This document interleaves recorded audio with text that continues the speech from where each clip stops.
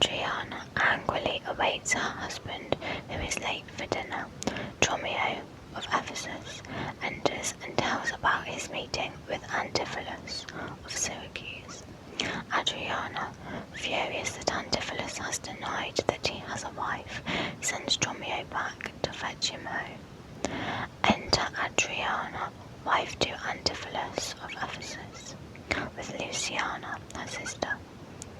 Adriana, neither my husband nor the slave returned, that in such haste I sent to seek his master.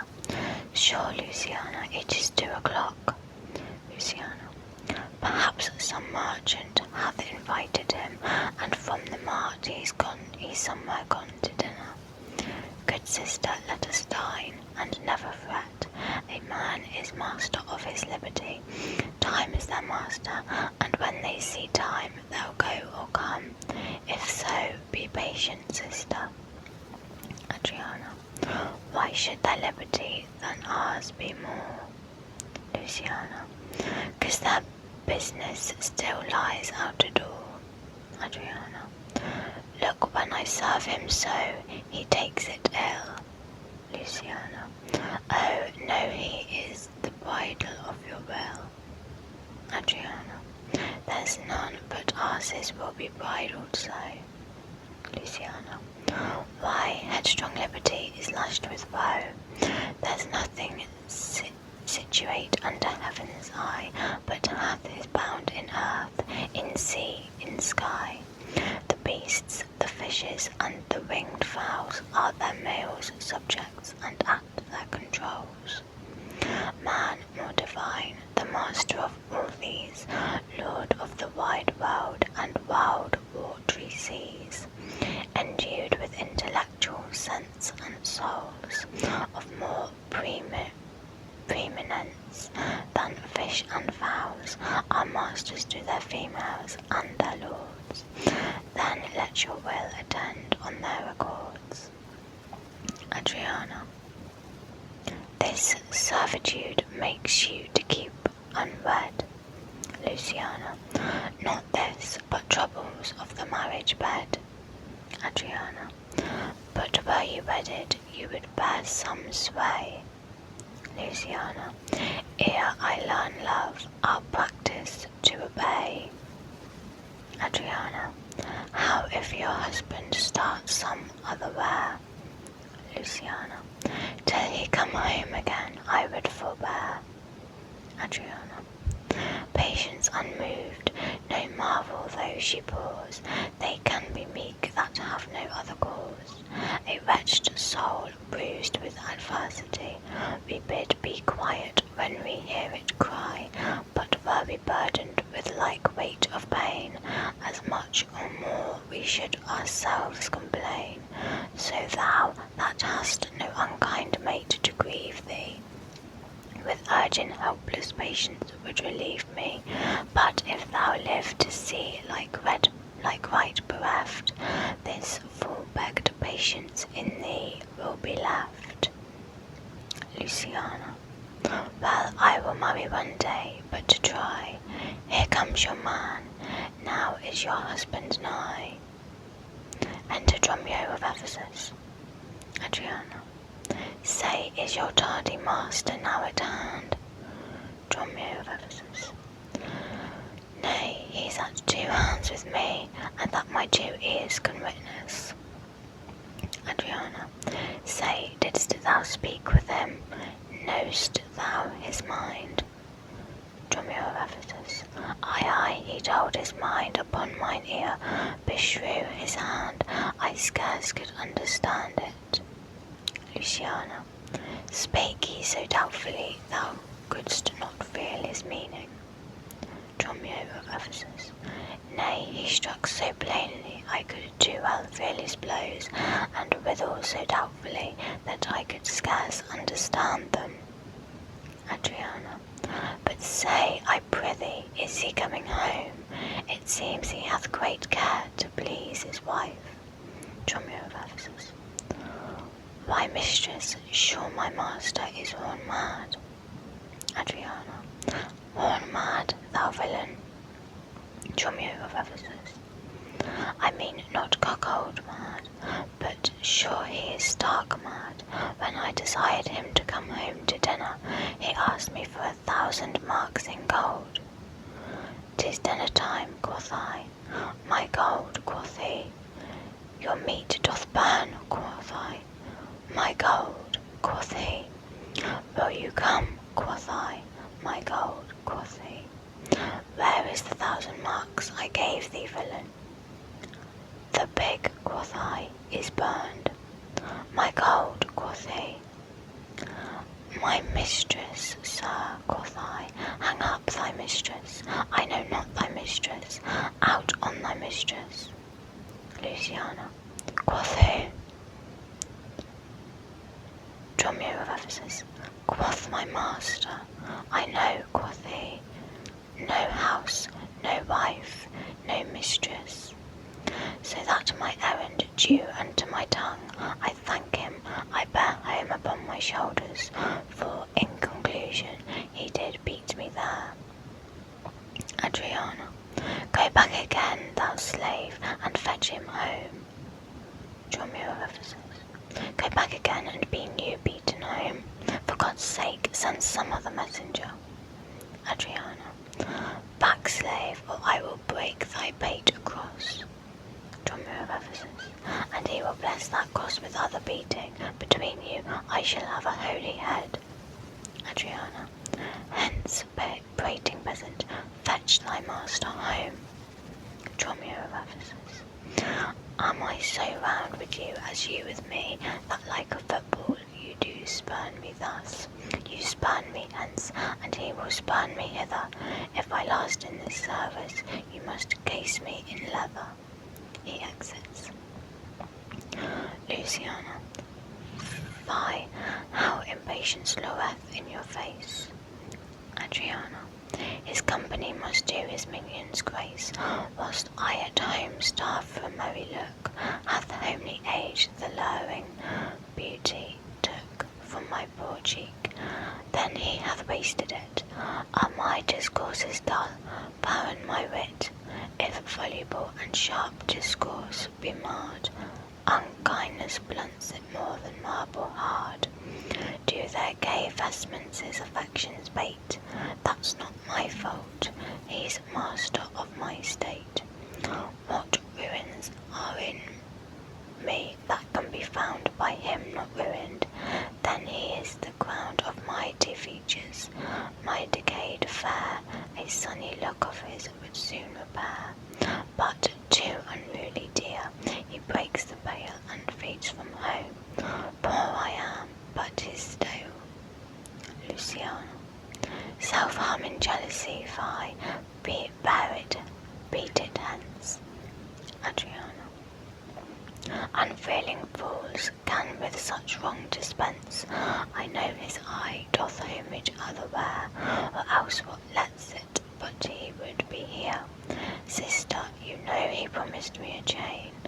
Would that alone, O love, he would detain, so he would keep fair quarter with his bed. I see the jewel best enamelled will lose his beauty, yet the gold abides still that others touch, and often touching will wear gold.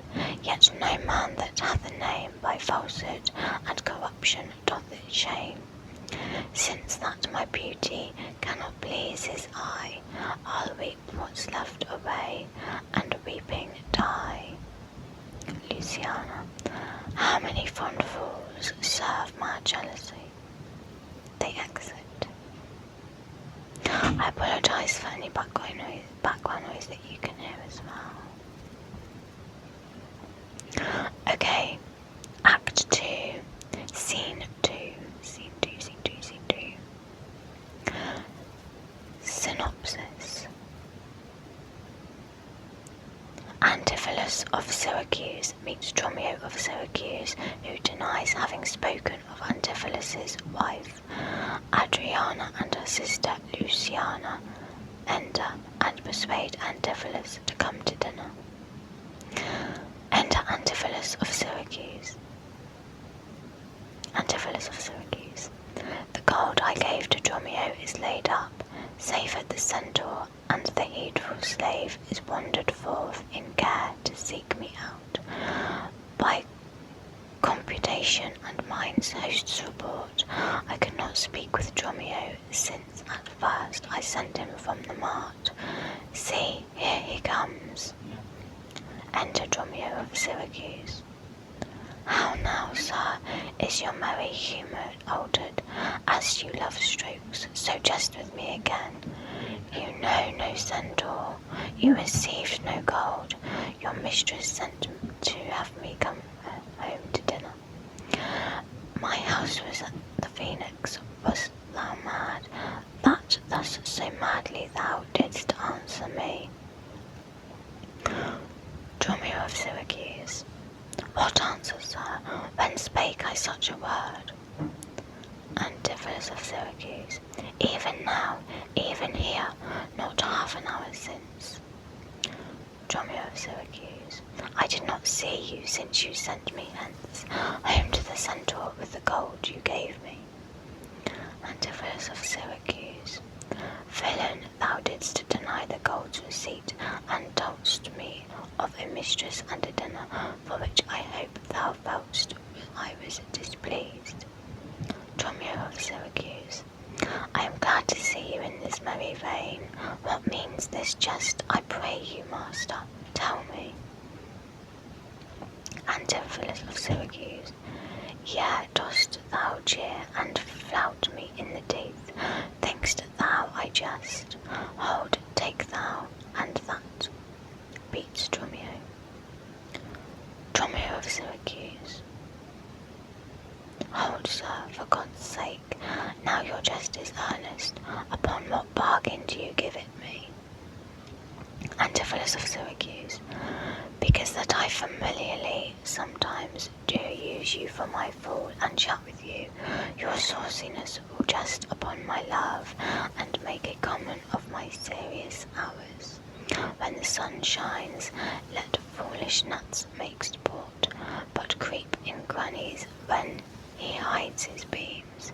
If you will jest with me, know my aspect, and fashion your demeanour to my looks, or I will beat this method in your sconce. Dromio of Syracuse. Sconce, call it you, so you would leave battering. I had rather have it a head, and you use these blows long. I must get a sconce for my head, and ensconce it too, or else I shall seek my wit in my shoulders. But I pray, sir, why am I beaten? Antipholus of Syracuse. Dost thou not know? Dromio of Syracuse. Nothing, sir, but that I am beaten.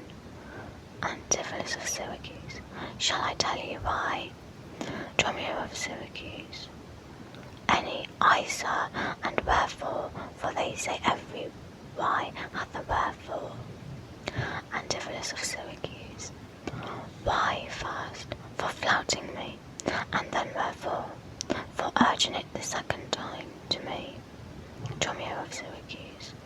Was there ever any man thus beaten out of season, when in the why and the wherefore is neither rhyme nor reason? Well, sir, I thank you. Antipholus of Syracuse. Thank me, sir, for what? Dromio of Syracuse. Marry, sir, for there's something that you gave me for nothing. Antipholus of Syracuse. I'll make you amends next, to give you nothing for something. But say, sir, is it dinner time? Dromio of Syracuse. No, sir, I think the meat wants that I have. Antipholus of Syracuse. In good time, sir, what's that? Dromio of Syracuse. Basting. Antipholus of Syracuse. Well, sir, then 'twill be dry. Dromio of Syracuse. If it be, sir, I pray you eat none of it. Antipholus of Syracuse. Your reason. Dromio of Syracuse. Lest it make you choleric and purchase me another dry basting. Antipholus of Syracuse. Well, sir, learn to jest in good time. There's a time for all things. Dromio of Syracuse. I durst have denied that before you were so choleric. Antipholus of Syracuse. By what rule, sir? Dromio of Syracuse. Marry, sir, by a rule as plain as the plain bold pate of Father Time himself. Antipholus of Syracuse. Let's hear it. Dromio of Syracuse. There's no time for a man to recover his hair that grows bald by nature. Antipholus of Syracuse. May he not do it by fine and recovery? Dromio of Syracuse. Yes, to pay a fine for a periwig and recover the lost hair of another man. Antipholus of Syracuse. Why is time such a niggard of hair, being, as it is, so plentiful an excrement? Dromio of Syracuse. Because it is a blessing that he bestows on beasts, and what he hath scanted men in hair, he hath given them in wit. Antipholus of Syracuse. Why, but there's many a man hath more hair than wit. Dromio of Syracuse. Not a man of those but he hath the wit to lose his hair. Antipholus of Syracuse. Why, thou didst conclude hairy men plain dealers without wit. Dromio of Syracuse. The plainer dealer the sooner lost, yet he loseth it in a kind of jollity. Antipholus of Syracuse. For what reason? Dromio of Syracuse. For two, and sound ones too. Antipholus of Syracuse.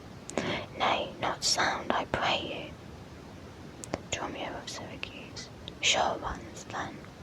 Antipholus of Syracuse. Nay, not sure in a thing falsing. Dromio of Syracuse. Certain ones, then. Antipholus of Syracuse. Name them. Dromio of Syracuse. The one, to save the money that he spends in tiring. The other, that at dinner they should not drop in his porridge. Antipholus of Syracuse. You would all this time have proved there is no time for all things. Dromio of Syracuse. Marry, and did, sir, namely, even no time to recover hair lost by nature. Antipholus of Syracuse. But your reason was not substantial why there is no time to recover. Dromio of Syracuse. Thus I mend it. Time himself is bold, and therefore to the world's end will have bold followers. Antipholus of Syracuse. I knew 'twould be a bold conclusion, but soft, who wafts us yonder? Enter Adriana, beckoning them, and Luciana. Adriana. I, Antipholus, look strange and frown. Some other mistress hath thy sweet aspects. I am not Adriana, nor thy wife. The time was once when thou unurged wouldst vow that never words were music to thine ear, that never object pleasing in thine eye, that never touch well welcome to thine hand, that never meat sweet savoured in thy taste, unless I spake, or looked, or touched, or carved to thee. How comes it now, my husband, oh, how comes it that thou art then estranged from thyself? Thyself I call it, being strange to me, that undividable, incorporate, and better than thy dear self's better part. Ah, do not tear away thyself from me, for know, my love, as easy mayst thou fall a drop of water in the breaking gulf, and take unmingled thence that drop again, without addition or diminishing, as take from me thyself, and not me too. How dearly would it touch thee to the quick, shouldst thou but hear I were licentious, and that this body consecrate to thee by ruffian lust should be contaminate. wouldst thou not spit at me, and spurn at me, and hurl the name of husband in my face, and tear the stained skin off my harlot brow, and from my false hand cut the wedding ring, and break it with a deep divorcing vow? I know thou canst, and therefore see thou do it. I am possessed with an adulterate plot. My blood is mingled with the crimes of lust, for if we two be one, and thou play false, I do digest the poison of thy flesh, being trumpeted by thy contagion. Keep then fair league and truce with thy true bed. I live disdained, thou undishonoured. Antipholus of Syracuse. Plead you to me, fair dame, I know you not. In Ephesus I am but 2 hours old, as strange unto your town as to your talk, who every word by all my wit being scanned, wants wit in all one word to understand. Luciana. Fie, brother, how the world is changed with you. When were you wont to use my sister thus? She sent for you by Dromio home to dinner. Antipholus of Syracuse.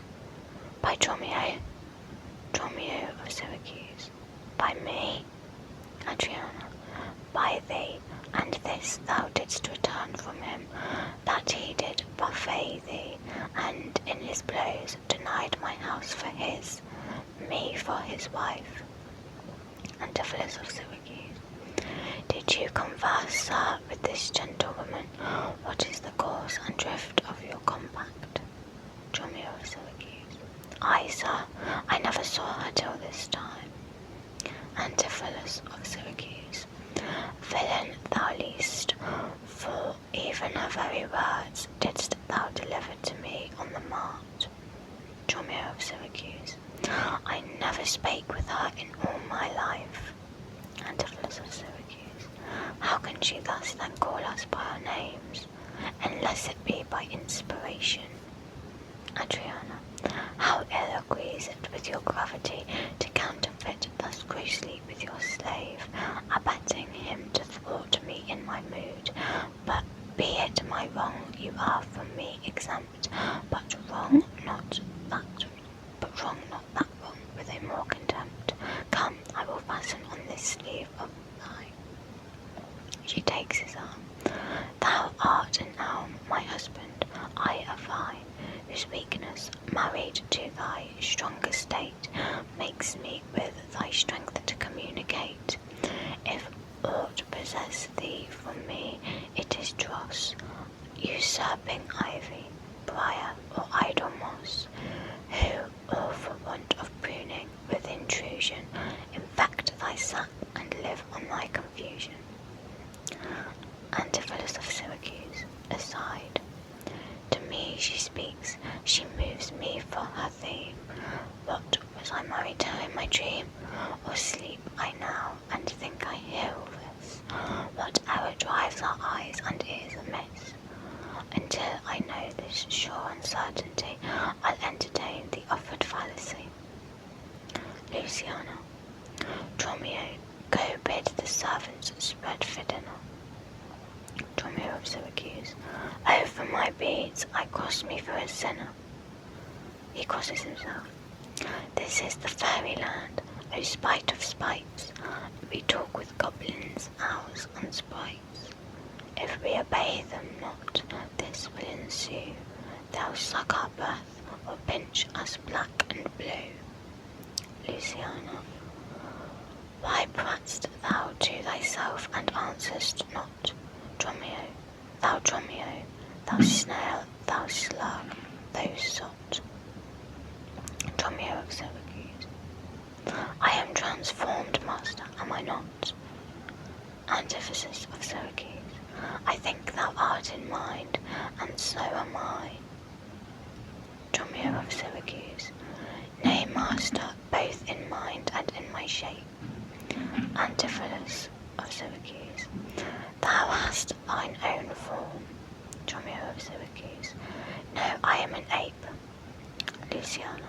If thou art not changed to aught, 'tis to an arse. Dromio of Syracuse. So sorry for the background noise. The binmen are outside. 'Tis true, she rides me, and I long for grass. 'Tis so, I am an ass, else it could never be, but I should know her as well as she knows me. Adriana. Come, come, no longer will I be a fool, to put the finger in the eye and weep, whilst man and master laughs my rose to scorn. Come, sir, to dinner. Dromio, keep the gate. Husband, I'll dine above with you today, and shrive you of 1,000 idle pranks. To Dromio. Sirrah, if any ask you for your master, say he dines forth, and let no creature enter. Come, sister. Dromio, play the porter well. Antipholus of Syracuse, aside.